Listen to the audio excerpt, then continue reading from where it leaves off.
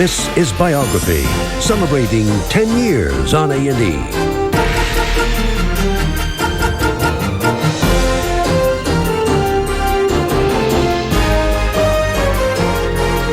For October 13th, 1997, Biography with Peter Graves.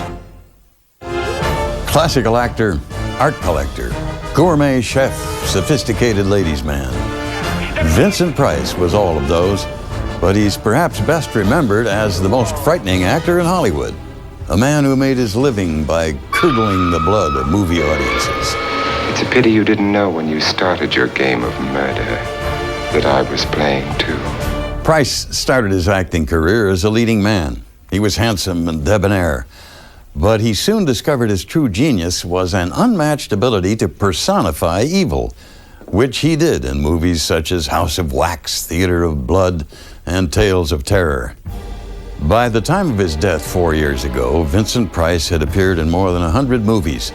He's probably the only actor in history to work with Orson Welles and C.B. DeMille, and then with Michael Jackson and Johnny Depp. And he was the rare actor who could frighten without a mask or gruesome makeup. All Vincent Price needed was an expression and his incomparable voice.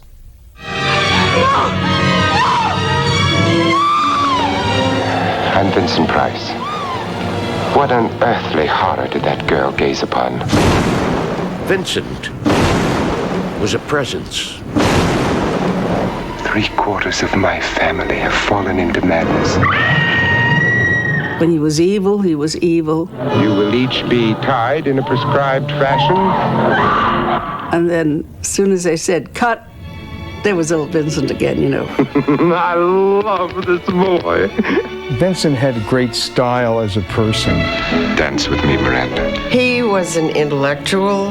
He was an art critic. Art doesn't necessarily have to be dead serious. And he had a wicked sense of humor. Nothing can stop us now.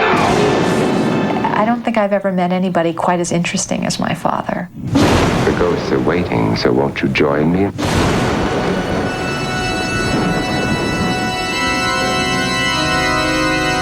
In a career spanning half a century, Vincent Price charmed audiences in period pictures and sophisticated dramas, and thrilled them in the popular horror films which made him America's most beloved master of the macabre. But off-camera, Price was the antithesis of his spooky European image. A witty, down-to-earth Midwesterner, he delighted in a wide variety of interests. Actor and art patron, Vincent Price was a modern Renaissance man. Vincent Leonard Price, Jr. was born in St. Louis, Missouri, on May 27, 1911, into a prosperous, community-oriented family. His father, Vincent Price, Sr., was the president of the National Candy Company and a prominent member of the St. Louis Chamber of Commerce. Mother Marguerite was a strong-willed woman who taught at the progressive elementary school she herself had helped to establish. Like his older brother and sisters, Vincent displayed an early appreciation of music and drama, and at 4 years old made a memorable theatrical debut as a water sprite in a playlet put on by neighborhood children. But it was the fantastic villains he saw in such popular silent horror films as Der Golem and John Barrymore's Dr. Jekyll and Mr. Hyde that captured his imagination.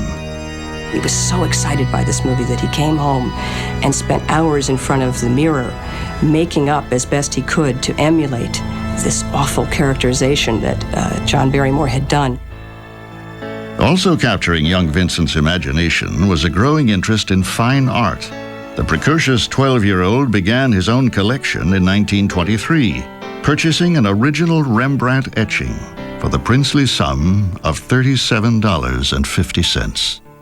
And he put $5 down and paid off the rest on a weekly basis for months, which he said created outrageous deprivation for a 12-year-old boy. By his junior year of high school, Vincent Price had matured into a handsome and gregarious young man. A less than dedicated student, he was eager to explore the world beyond his hometown. St. Louis was a very international city. At the time that he was born, it was the 4th largest city in the United States. There were Italians, French, there was a big German population, and so it created in him this sort of interest and fascination with things foreign, and he had this fixation from the time he was, in his early teens, to go to Europe by himself. And so he just had this desire to go places. That summer, the 17-year-old set off for Europe on a tour of the major capitals. As he marveled at the masterpieces in the great museums of Paris, Rome, and Madrid, art appreciation became a passion.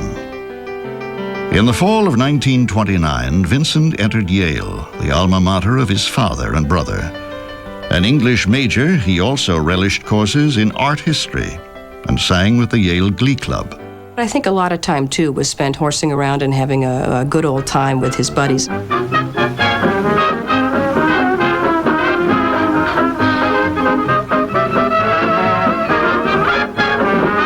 Always a ham, Price often starred in his classmates' amateur movies.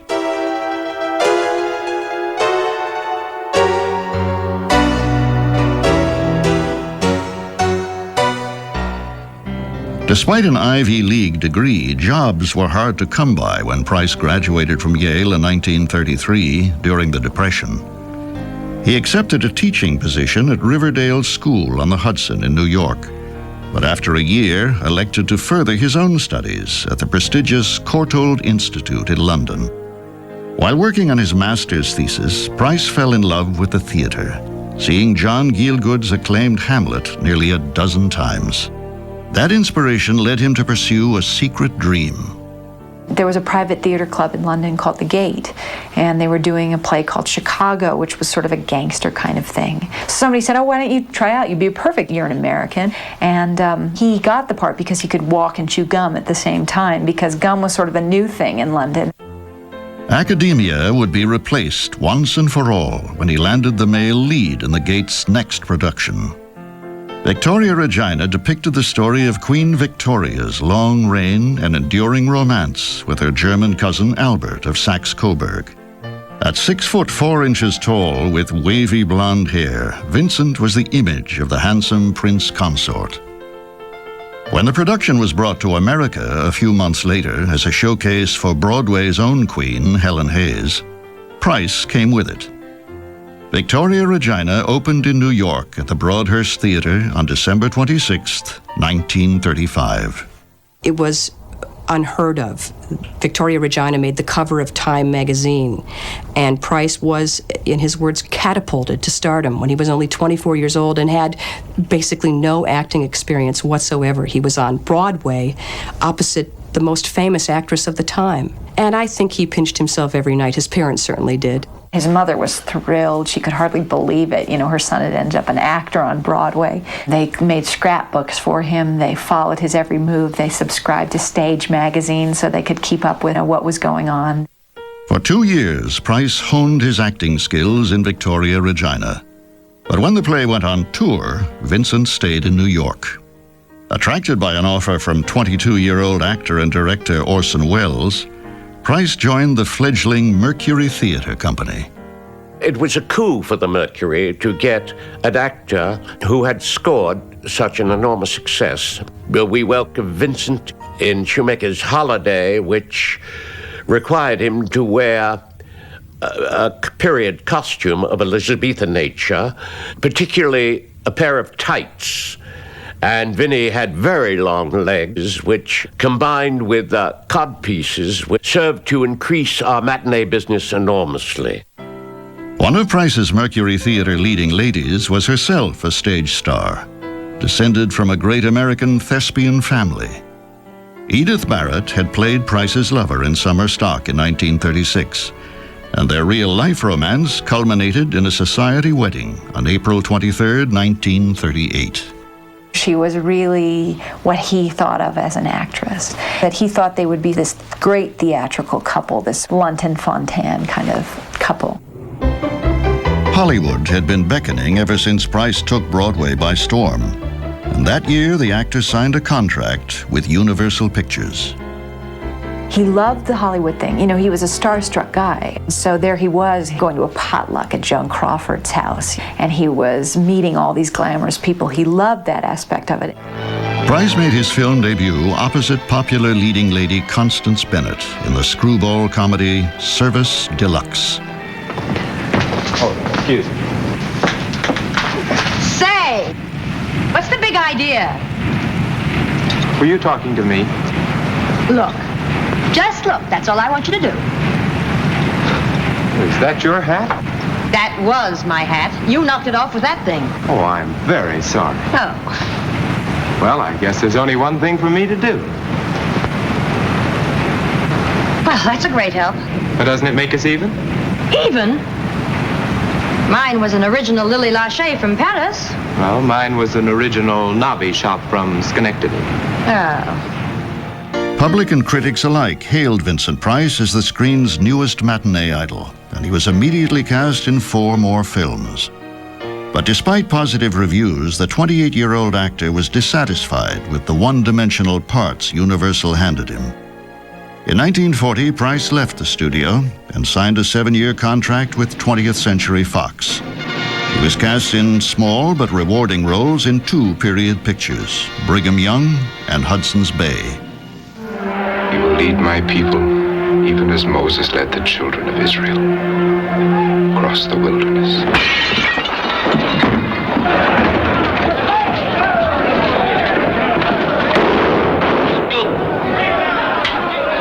Oh, Lord, my God. However, he took the law into his own hands. He administered the sentence of death to one of my loyal subjects, and he shall be hanged for it. Very idea, going around shooting my subjects, and without my consent. The actor's personal life received a boost in August of that year when his son, Vincent Barrett Price, was born. Vincent Price adored being a parent. He doted on the boy. And something very special that they shared were visits to the amusement park. Price, of course, was just a big kid himself, and they'd get their handwriting analyzed and their weights guessed and eat cotton candy and go on what Price called the roller coaster. And it was a very special father-son thing to him. Just as he was becoming an important member of Fox's roster, Price took a huge professional gamble. A clause in his film contract permitted him to take time off for stage work, and he returned to Broadway for the starring role as a suave murderer in the psychological thriller Angel Street. It was December 1941. But as Angel Street opened on the Great White Way, the Japanese Imperial Air Force decimated the American Navy at Pearl Harbor. Amid the real-life horrors of World War, the 30-year-old Price created a character who echoed the fascist leaders, a charismatic, clever man of murderous self-confidence. The play was a huge hit. Audiences actually hissed at Price. The actor loved it. And Price said he had found his niche. For the first time, Price understood this curious, compelling attraction of evil. He had a real affinity to get at the heart, that psychological aspect of the character and make it believable, make it appealing, make it irresistible. Price truly had found his niche as an actor. When he returned to Hollywood after a year in Angel Street, that irresistible air of wickedness would cling to him forever. I am a stranger here. I am not like these thousands of souls. Fresh from his success on Broadway, 31-year-old Vincent Price returned to Hollywood for his first truly complex film role.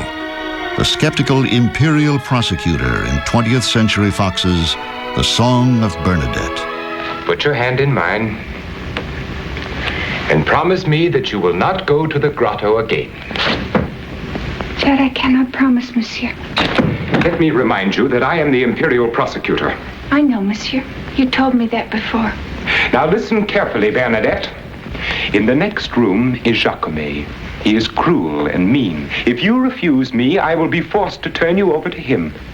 I can promise you it will be horrible. He will have you cringing and crying in no time. Over the next few years, Fox kept Price busy, casting him in diverse character roles in a series of high-profile films. I loved you. And I'm still in love with you. That's a tribute. And I always will be.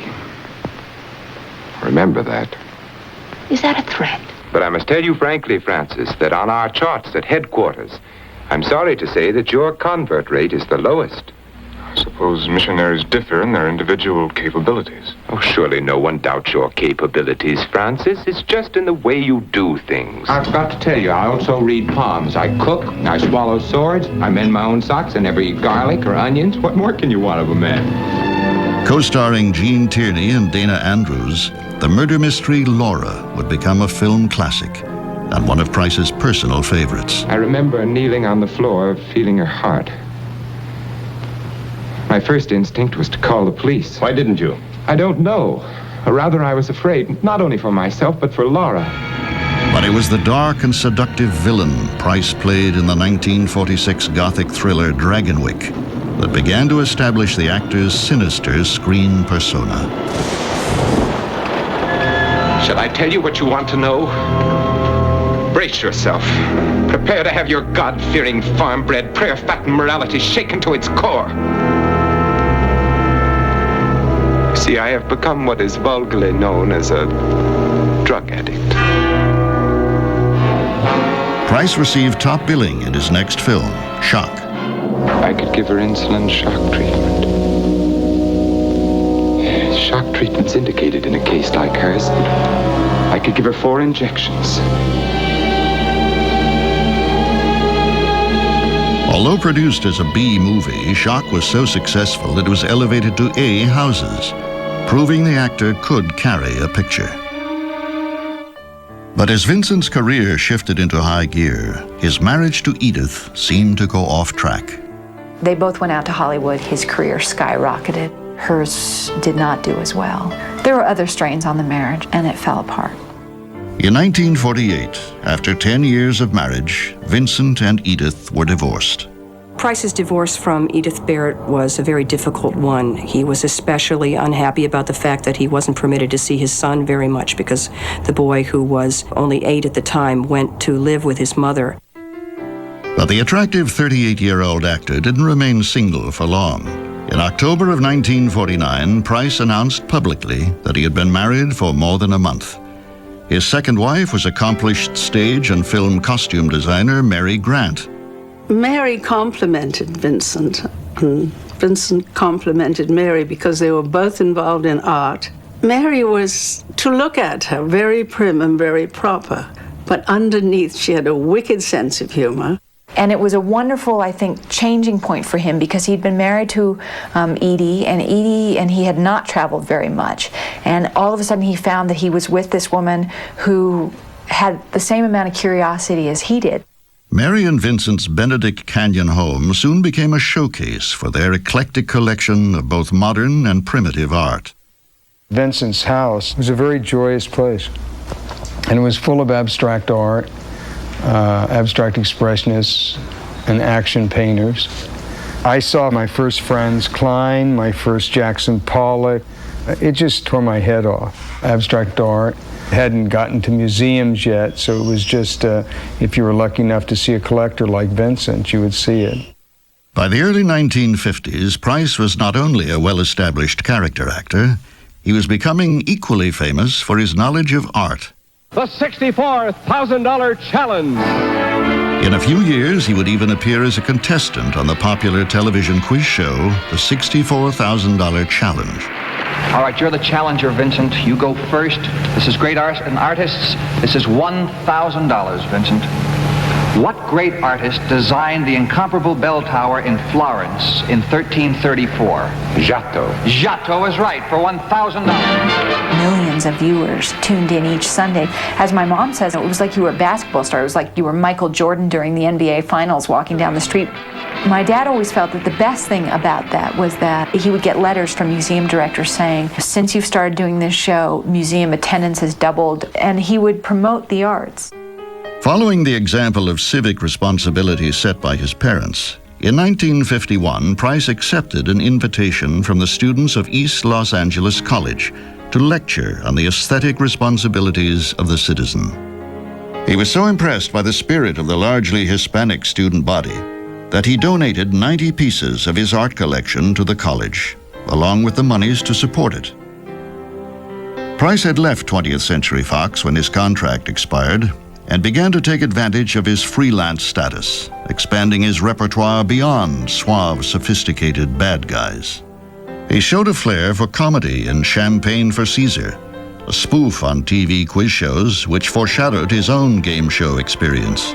If we take Mr. Bottomley off the show, the people who listen to our show wouldn't like the idea.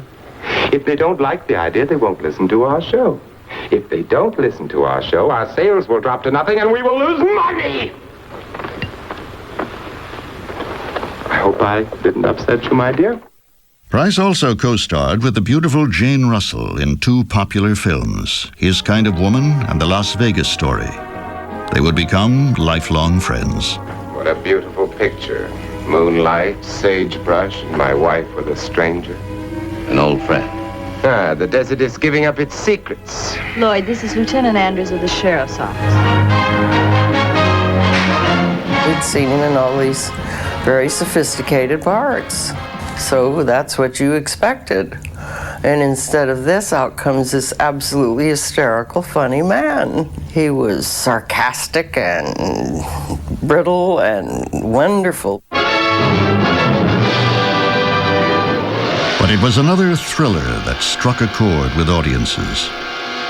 Filmed in 1953 in the new 3D process, House of Wax was a spine-tingling success and sparked a new interest in the horror film genre.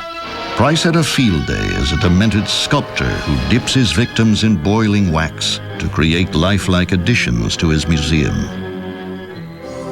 Over the next 5 years, the multi-talented actor appeared in such films as the tongue-in-cheek Son of Sinbad and Cecil B. DeMille's epic The 10 Commandments. But he couldn't escape audiences' enthusiasm for the horror pictures. Will everyone in the theater hold on firmly to his seat, please? In 1958, Price co-starred in The Fly as the brother of an unlucky scientist whose experiments in matter transference mix his atoms with those of a common housefly. It would be unfair at this time to show you any more of what went on in that laboratory where a man actually dared to play God. You saw the fly? Where? It's in a web. Spider's going to get it. By the bench, in the garden. You're sure? Oh, yes.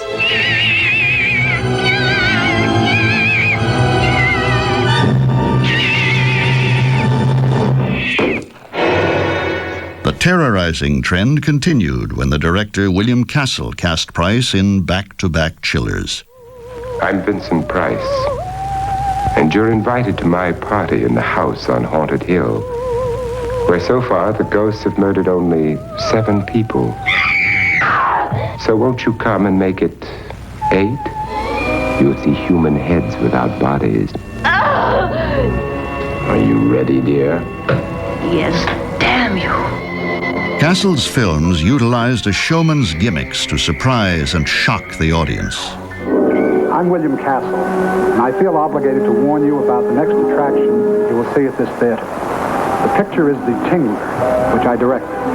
And for the first time in motion picture history, members of the audience, including you, will actually play a part in the picture. You will feel some of the physical reactions, the shocking sensations experienced by the actors on the screen.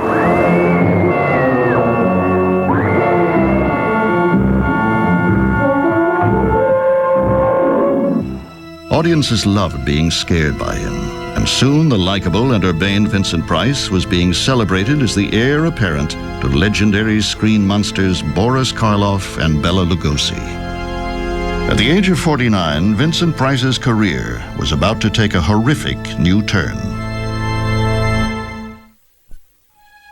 In January of 1960, Vincent Price began an association with American International Pictures, a low-budget, independent film company which specialized in drive-in date movies made to appeal directly to hip teenagers. One of AIP's most imaginative and practical filmmakers was a young director named Roger Corman. Corman wanted to dramatize the stories and poems of Edgar Allan Poe. and found in Vincent Price the perfect lead for his first adaptation, House of Usher. The history of the Ushers is a history of savage degradations. First in England and then in New England. And always in this house.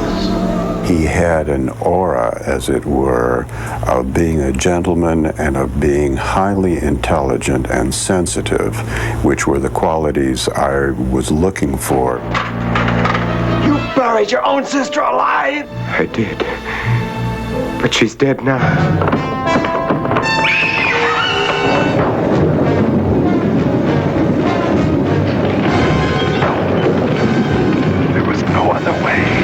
Just as Sigmund Freud, a little later in the century, was working on a scientific basis towards the concept of the unconscious, I thought Poe as an artist was doing the same thing, writing horror films from the standpoint of the unconscious mind.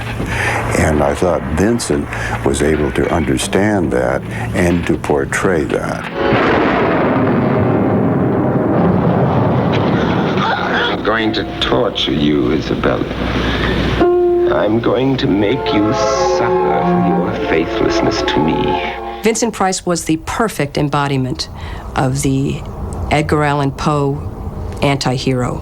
Physically, his presence, his mellifluous voice, his fine features were just eminently suited for period costume pictures.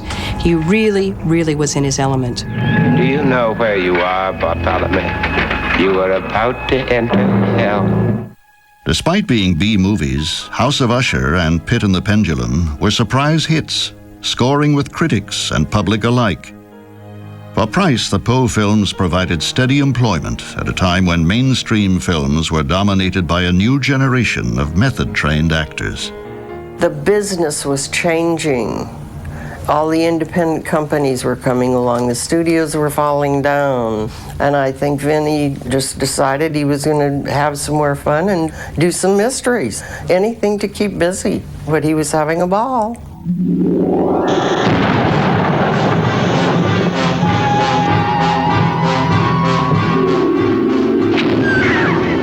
In 1963, The Raven gave some of the screen's scariest bogeymen the chance to trade chills for laughs. Vincent joined old friends Peter Lorre and Boris Karloff in the tongue-in-cheek comedy loosely based on Poe's famous poem. Now, what is it you need? You got some dried blood or from bath in the house? Also co-starring was British actress Hazel Court. Your hands are so cold.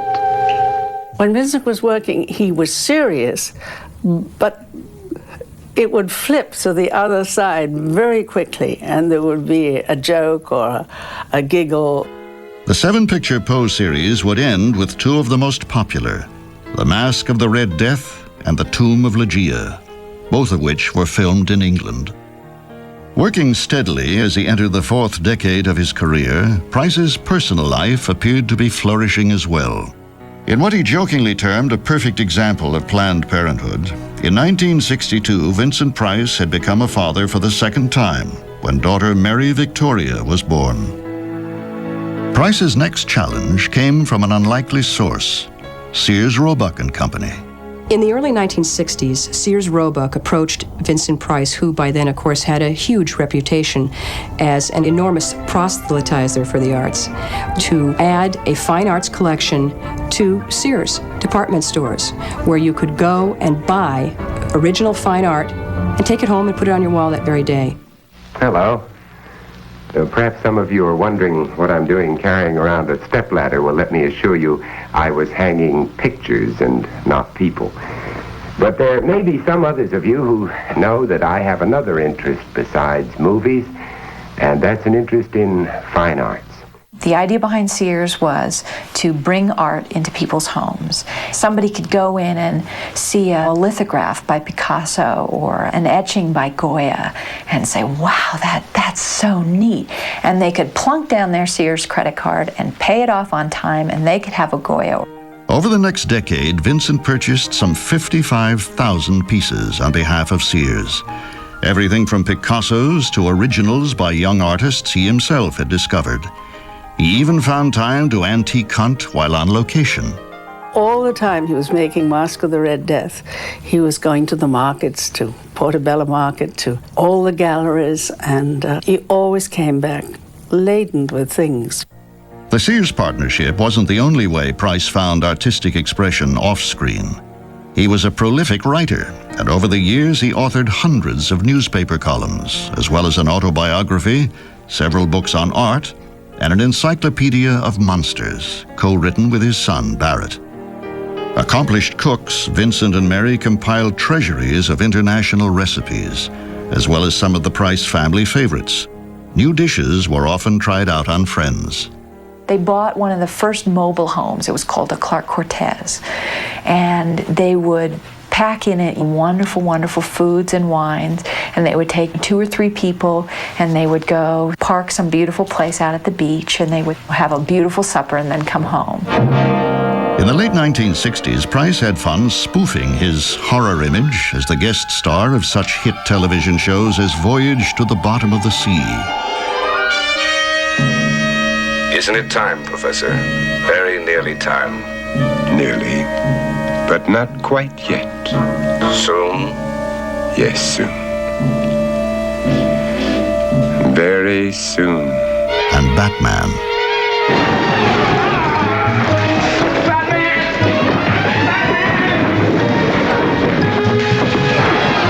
My criminal career is now extinct.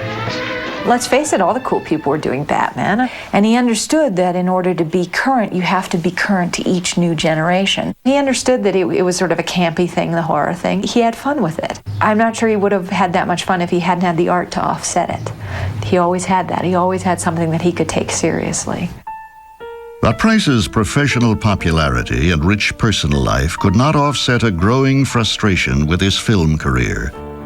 His ironclad contract with AIP required him to make films which were becoming increasingly gory and more explicit, a trend the actor deplored. Only from the pen of Edgar Allan Poe could come such an horrendous tale of terror. The Conqueror Worm, starring Vincent Price in the most diabolic role of his career. Men sometimes have strange motives for the things they do. Leave the children at home, and if you're squeamish, stay home with them. Vincent was aware of the fact that after a long and successful and varied career as a star, he had become known to the public as a star of horror films. When he really got slotted into those kind of movies, he was really afraid that he wasn't doing the kind of work as an actor that he should be doing. But it was good money, and it was a certain kind of recognition. On May 27, 1971, Vincent Price turned 60.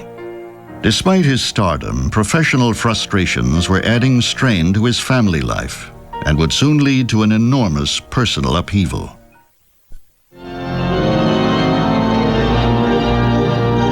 What lovely music for a murder, or 2, or 3. In 1971, Price traveled to London to make Dr. Phibes, and the devilishly witty comedy gave the actor the opportunity to create a monster character all his own. 9 killed you. 9 shall die. Your wife, no, Phibes. But you I will kill. But you can't, Doctor. I am already dead. Are you ready for Dr. Phibes? Also produced in England was Theatre of Blood, a stylish horror comedy co-starring Diana Rigg. Edward Lionheart truly believed he was the greatest actor of his time. So when these 8 professional critics laughed at his work, Quite insane. it hurt him so deeply. Oh, my God. He killed himself.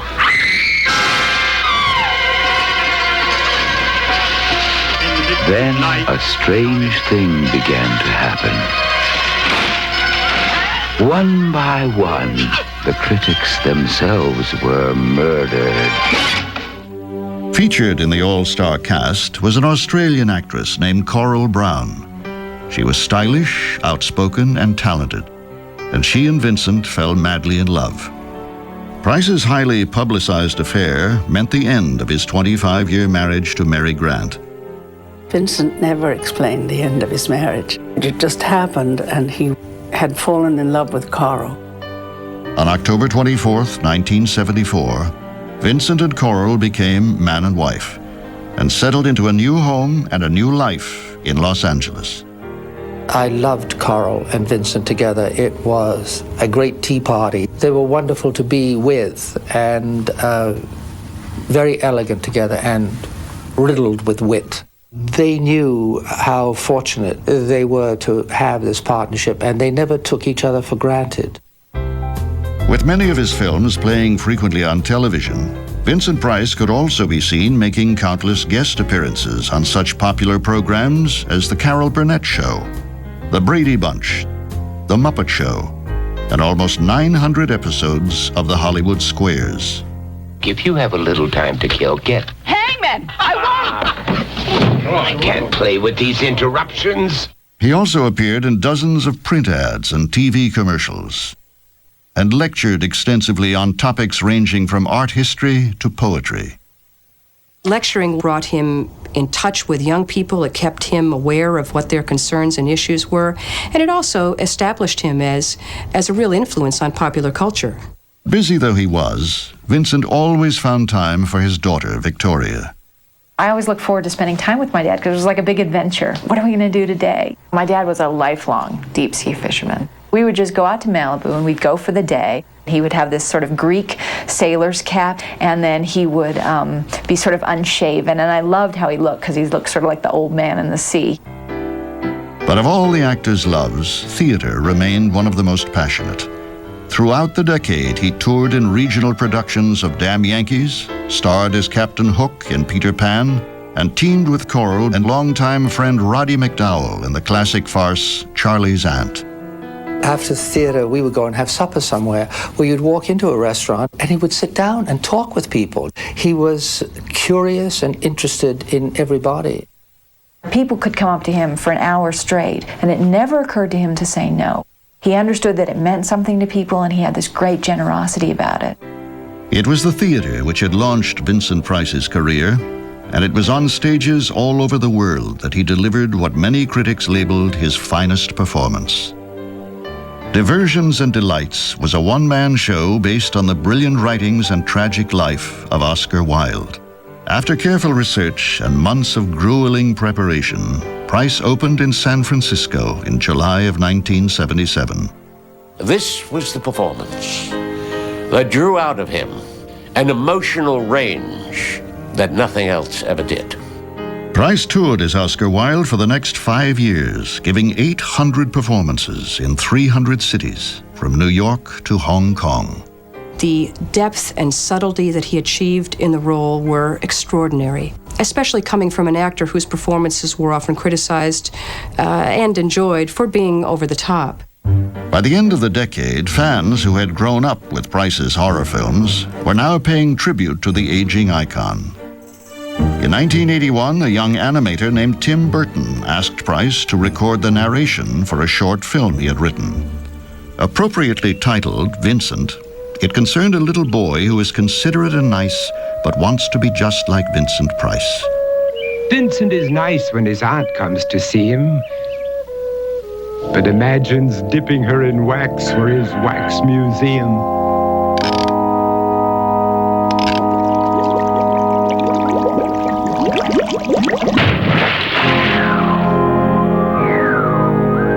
Every horror in his life that had crept through his dreams swept his mad laughter to terrified screams. To escape the madness, he reached for the door, but fell limp and lifeless down on the floor. When pop star Michael Jackson asked him to deliver a spooky rap for Thriller, the phenomenal success of the album introduced Vincent Price to an even younger generation of fans. Price's own film output had been slowing down for some time, when in 1987 the 75-year-old actor was offered the part of an aging Russian emigre in The Whales of August. Co-starring Lillian Gish and Betty Davis, Price gave a thoughtful and restrained performance. Well, in Paris we did sparkle for a little while and managed to nourish our dreams. But nevertheless, dear ladies, we were merely bijoux. Trinkets we were, but en route to extinction. But you are not extinct, Mr. Marinov? No, I am still very much here. Vincent now looked frail and was in increasingly poor health, and many of his closest friends feared his time was running out. But for Vincent, life was filled with magic, and there was still one more trick up his sleeve. There was an old man from the Cape who made himself garments of crepe. When asked, will they tear, he replied, here and there, but they keep such a beautiful shape. 1990 saw the release of Edward Scissorhands, directed by Tim Burton. I have a present for you. Starring Johnny Depp as a Frankenstein-type creature with scissors for hands, Price played the feature role of the kindly inventor. Produced by 20th Century Fox, it represented a return to the stylish films he had been known for decades earlier. But the success of the film did little to comfort the elderly actor when in May of 1991, Coral Brown, Vincent's wife of 17 years, died after a long battle with cancer. Vincent never left Coral when she was ill. He was there for her 24 hours a day. He saw that she had the best care. They were very, very devoted to each other. Now 80, Vincent found solace in writing his memoirs, working on a book with his daughter Victoria, and in his continued support of the Vincent Price Gallery at East Los Angeles College. Hello, how are you? I came to see your things. Oh, so looks glad. great. Yeah. But Vincent could not deny the ravages of old age. Increasingly bedridden and suffering from Parkinson's disease and lung cancer, he found he could no longer indulge his many interests. He didn't like that his body had betrayed him.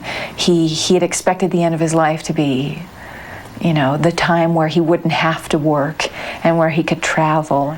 He often said he would like to open a little antique store, sort of a junk store out by the beach. And all these sort of fantasies he'd had about the end of his life, he didn't get to fulfill. He had to have oxygen. So in between the oxygen, you could go in and talk to him. He was furious. He says, old age is ridiculous. Don't ever let anybody tell you otherwise. This is awful. And he was grumping and grinding out of the bed and screaming and hollering and being funny. On October 25th, 1993, Vincent Price died at the age of 82. His ashes were scattered off the California coast of Malibu, together with his favorite gardening hat.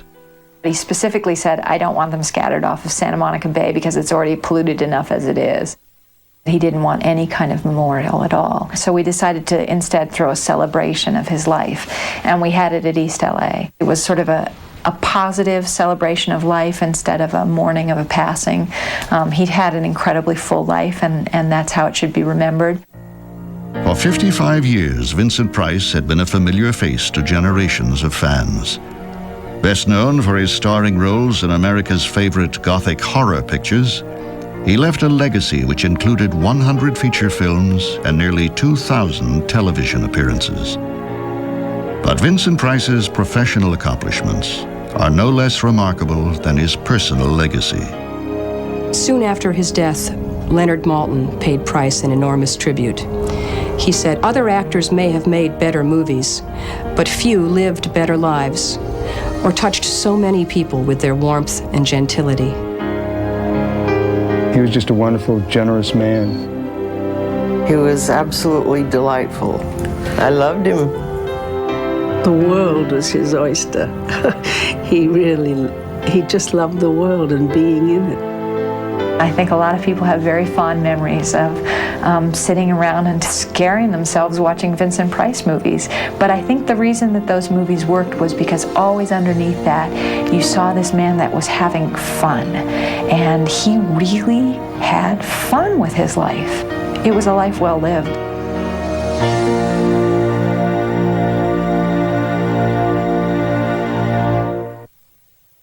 Of all his many accomplishments, Vincent Price was proudest of his art collection, which remains on the campus of East Los Angeles College. The Vincent Price Art Gallery includes works by Picasso, Monet, and many other artists. And his memory lives on in another Southern California attraction, the Hollywood Wax Museum, which features a life-size wax replica of Price. Fittingly, the statue depicts him in a scene from his 1953 classic, House of Wax. Tomorrow on Biography, the woman who taught us French cooking, that is. Julia Child's passion for food made her a television star, and her passion for butter and cream made her a nutritionist's worst nightmare. Join us for a world premiere biography of Julia Child, Tuesday on A&E. For Biography, I'm Peter Graves. Thanks for watching.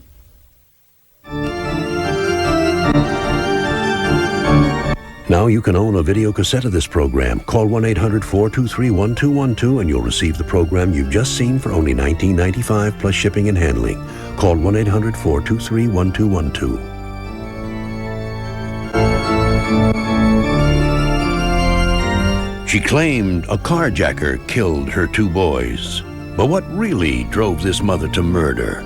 Wednesday night, an all-new American Justice finds out at 9 Eastern, 10 Pacific.